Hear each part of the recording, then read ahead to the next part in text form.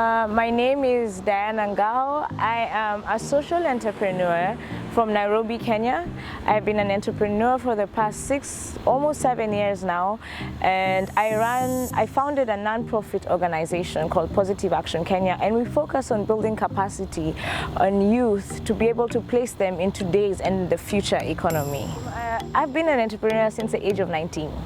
And I have tried so many different entrepreneurial ventures, and failure has been a part of it, like a big part of it. One that I can recall very clearly is when I started the events company, and we were doing social events like hiring spaces to be able to get DJs and crowd comes and then people pay a fee. And I was so optimistic about that. I had never had any experience in the events field, but it's something that I thought that I could do, belief.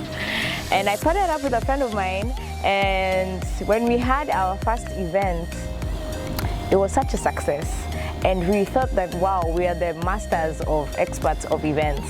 And then when we tried the next one, we literally I could count the people who were at the venue. We were literally about maybe 10 people max, and this included me and my friend and the person who was helping us shoot the footage for the event, Bama.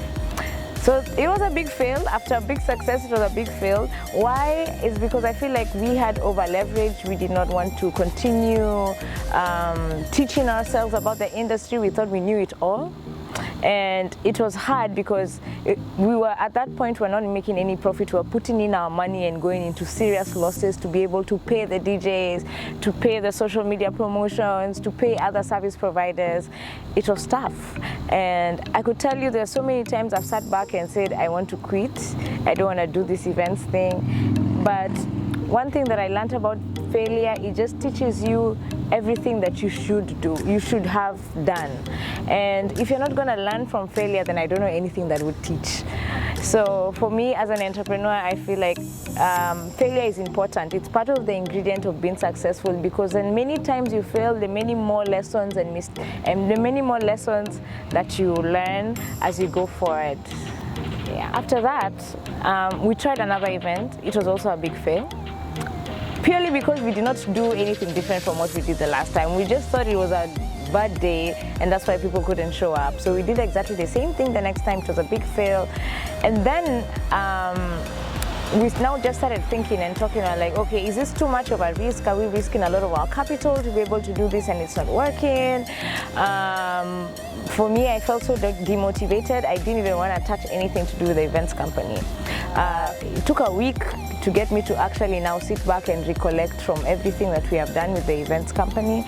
And I just decided that maybe we've not tried doing this.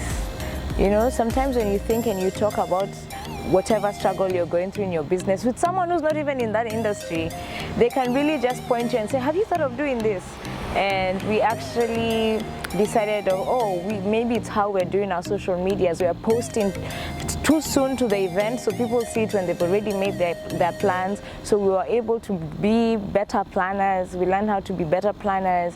And we learned also the game of consistency, because as an event planner or event organizer, you have to be able to be consistent for people to know your brand, to understand the kind of events they're coming for.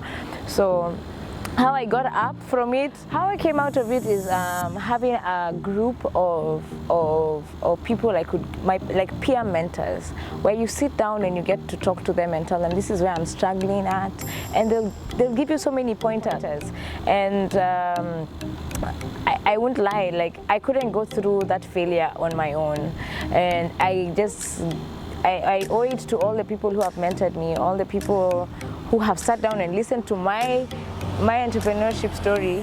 And yeah, so getting back from a failure is purely from mentorship and advice. My advice for new entrepreneurs or people thinking to start their entrepreneurship journey, I would say, very first thing, get to know your customers. Who are your customers? Do the research about your customers, because you can have a great idea, but are they willing to pay for that idea?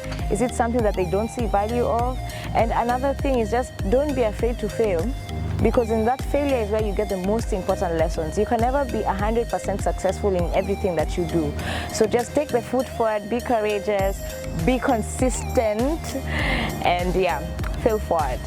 Thank you.